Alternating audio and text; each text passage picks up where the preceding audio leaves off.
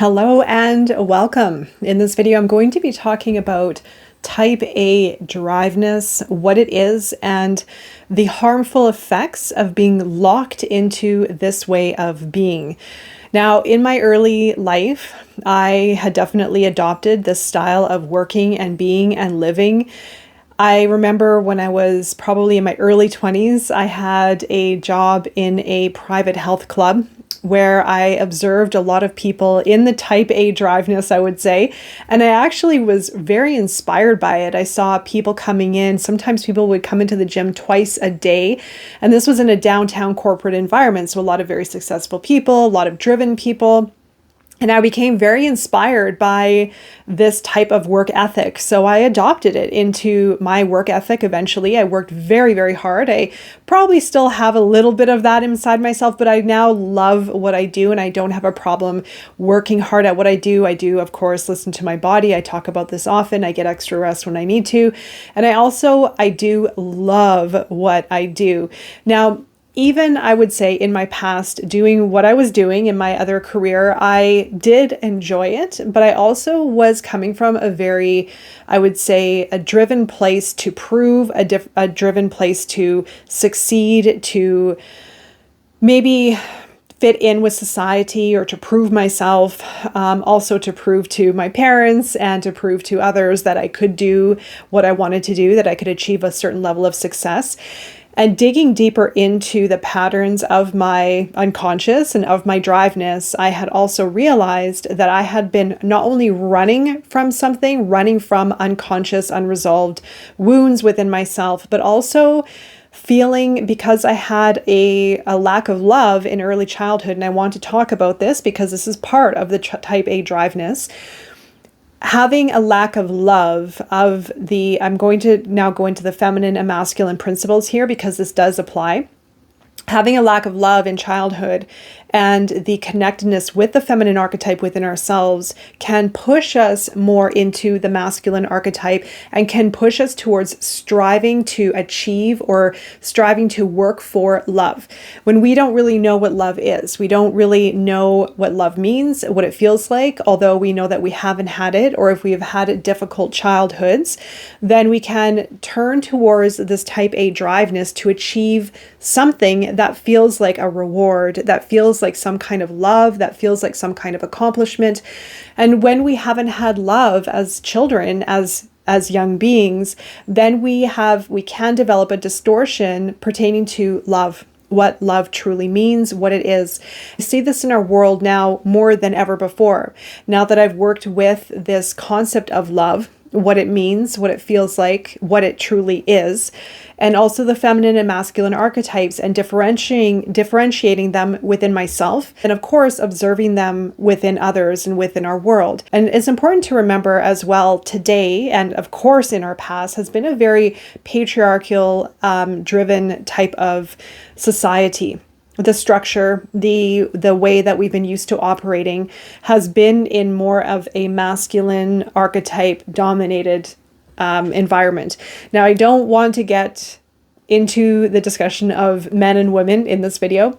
I'm going to keep it to the archetypes of the feminine archetypes and the masculine archetypes, because I feel that a lot of us are struggling with this, both men and women and everyone alike. We are all struggling with the imbalances of the masculine and feminine archetypes within ourselves until we actually pause and contemplate and feel within ourselves and address our unconscious patterns and our false beliefs that we have within ourselves to understand if we are operating in an imbalanced way. Now, we can also operate, of course, in our feminine too much so, but because of our history of where we have come from, what we are used to, how we are used to functioning, how we've been raised, how we've slotted in to society, how we fit in to the structure of society has been very patriarchal. So it has been more masculine dominated. And I want to again speak to the masculine archetype on this, because type A driveness comes from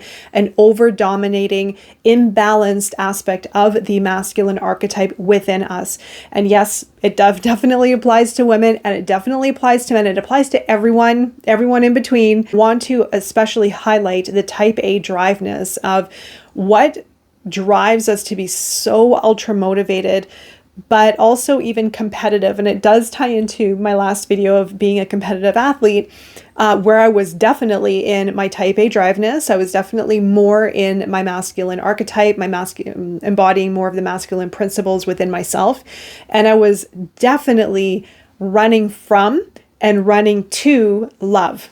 Okay, so I know the pattern within myself. I've been able to connect the correlations using the mind-body connection, the work of course, Dr. Michael Lincoln, going into my unconscious, viewing my patterns and understanding where my driveness really came from. And if we don't do the unconscious work, and if we're not looking within ourselves and addressing these patterns and addressing the motivators, then we're not going to be able to identify the imbalances within ourselves. And there are so many influencers out there right now. There are a few in particular. I'm not going to mention their names. If you probably already know who I'm speaking about, but I'm going to leave it at that. But there are some influencers in this world who are very successful. They've done a great job of creating success and wealth, and they are now inspiring others. They're teaching others to do the same. And there's absolutely nothing wrong with that. There's nothing wrong with creating wealth. There's nothing wrong with creating success. I want everyone to be abundant. I want everyone to be successful. I want everyone to enjoy their life to their absolute fullest. But I also see an incredible imbalance in those people and in the ways of functioning. And again, like I said, there's nothing wrong with what they're doing. I'm not speaking down to what they've accomplished at all, but I do see the imbalance, and I do see there's a very strong split between the masculine archetype and the feminine archetype, which we all have within ourselves. And when we become so incredibly imbalanced, we also become very out of touch with a whole other aspect of our life, because we are operating in one specific form and one specific way. And so therefore the imbalance becomes so grossly misaligned or out of balance that we completely discard a whole other way of being and a completely important part of connecting with ourselves. And I've talked about this in another video as well. Remember, in the United States, there are 800,000 heart attacks a year, and it is not because of just random health things, or even probably statistically it's not so random, but it has to do with how we feel about ourselves. And we have to start connecting, humans, all of us have to start connecting with our deeper selves to understand why we are getting sick, why we are operating in only one dimension of our being, and how it is impacting all the other areas in our lives, our relationships, our connection with ourselves, our true connection with our body, connection with humanity, connection with spirituality, connection with all the dimensions within ourselves. When we are operating in one pattern, in one mode, which for type A driveness, it's on, its results, it's proving, it is trying to build and trying to maintain a certain persona in our outer world. And we become completely detached and removed from a whole other aspect of ourselves and of life itself. And we become very detached from greater aspects of life. And going back to the 800,000 heart attacks a year in the United States is because I feel that love has been squeezed out of our life. And when we are in the type A driveness, when we're ultra competitive, when we're trying to prove something, when we're trying to achieve something, when we're pushing, and that's pretty much all that we're focused on, we are squeezing the love out of life. And what that means is that maybe we didn't have love and merging as a child. Maybe we didn't have that sense of belongingness and acceptability and trust from early life.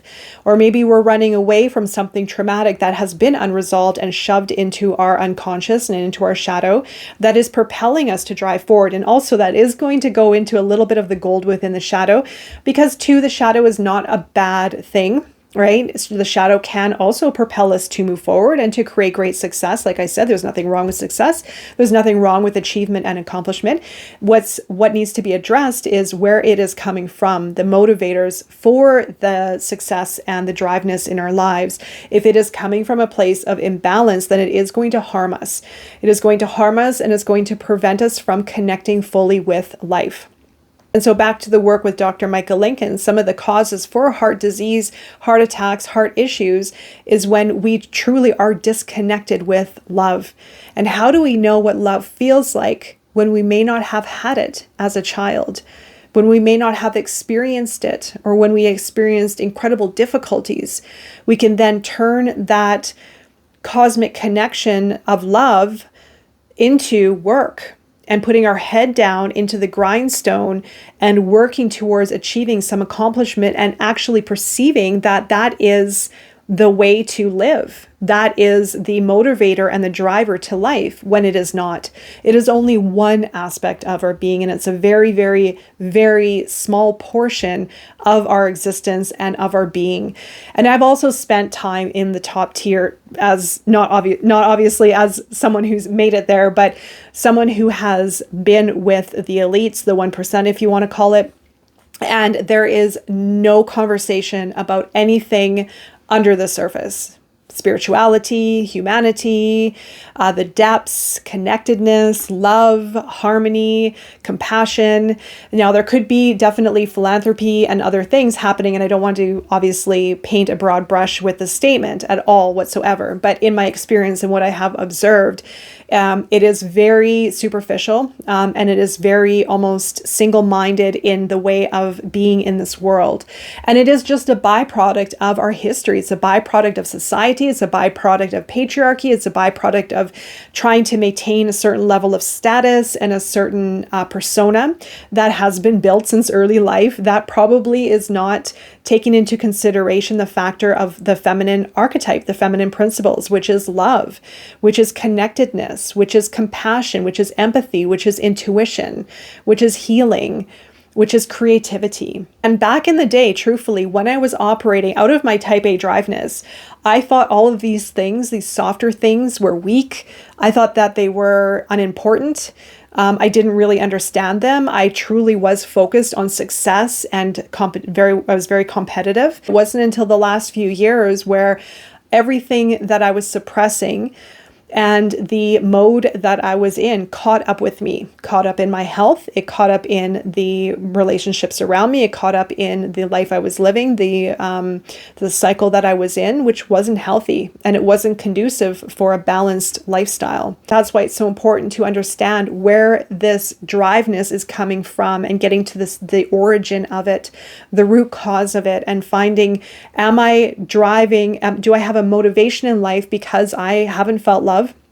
Do I have a motivation in my life because I'm trying to prove something? And it's actually very uncomfortable to even ask these questions within ourselves, especially if we've been used to working a certain way for a long period of time, to actually stop and contemplate this, to actually even maybe take a break and switch gears on how we've been used to functioning for a long time. It is very, very difficult.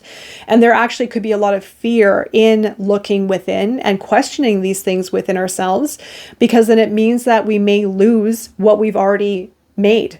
We may lose something because of looking within or changing ourselves or changing our direction. It doesn't mean that we have to give up everything at all. It means that our life can actually be richer. It means that our health can be maintained. It means that we can open up to new levels of consciousness and depth within our lives and within reality itself. So this whole type A driveness, these influencers, these leaders who have created great success for themselves and coaching other people and wanting other people to create levels of success is wonderful. I'm very supportive of helping others and motivating others. But if it's coming from a place of that type A driveness where there is a lack of focus towards other aspects of life and integrating love and pleasure and connectedness, then this whole movement is going to glaze over aspects within self that needs to be looked at more than ever in humanity. We cannot sustain the path that we are on. We cannot sustain this mode that we have been working in. Our health is at risk. Our health globally, because of the statistics that are shooting through the roof now, our health is through the roof. Misery and depression is through the roof. People are feeling lost more than ever, and success and money is not going to fill that hole. And success and money is not going to buy happiness, because if you achieve a new level of havingness with success or finances, you are going to find yourself still in that mental state of being or the emotional state of being, repeating the false beliefs that have not been addressed. We almost have to stop doing what we're doing in a way, which is frightful for a lot of people, especially if we're on a certain path of success or havingness. When stopping and actually looking within and making changes can, again, as I mentioned, feel like the path is being disrupted in some kind of way, that something may be lost, or there may be a great devastation if we actually look within, if we actually change ourselves. It's a huge, huge task, especially being habitual creatures and being very strong in our programming, in our unconscious ways. We feel like in order to be, in order to survive, in order to thrive, in order to feel some sense of accomplishment, we need to be on that path. And that path is like a locomotive going straight towards some kind of cliff if we don't pay attention to it.